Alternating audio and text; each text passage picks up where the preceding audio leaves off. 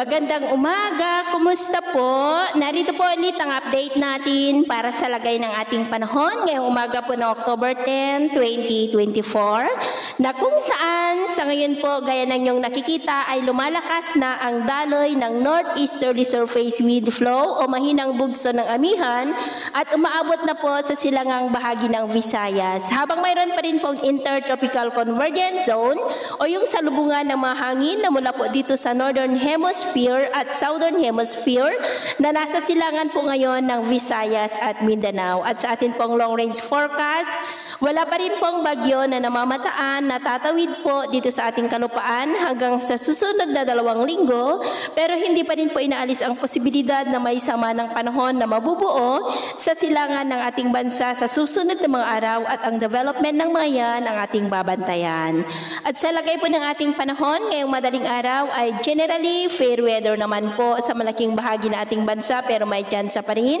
ng maulap na kalangitan with isolated rain sa ilang bahagi ng extreme northern Luzon, northeastern part ng Cagayan, ilang bahagi ng Pangasinan, Zambales, Bataan, Metro Manila, northern Palawan, Iloilo, northern part ng Cebu, Bohol, Ormoc, Dinagat Island at Zamboanga Peninsula. At mamaya po ay sisikat pa rin ang araw sa malaking bahagi ng ating bansa pero may tsansa pa rin ng maulap na kalangitan with isolated rain sa ilang bahagi po ng Batanes, Babuyan Islands, Pangasinan, Metro Manila, Quezon, Romblon, Marinduque,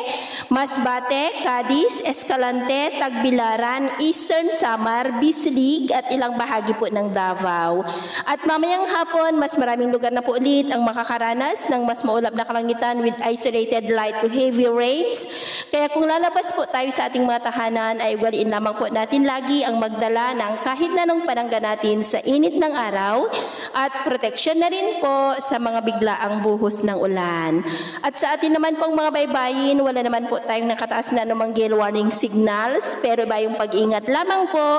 kung papalaot tayo para po mas makaiwas sa mga sakunang pangkaragatan. So ito po ng latest update natin sa araw na ito. At ako po muli si James na nagsasabing sa kahit anong pagsubok po na darating sa ating buhay, huwag po tayong mawawalan ng pag-asa. Thank you and God bless.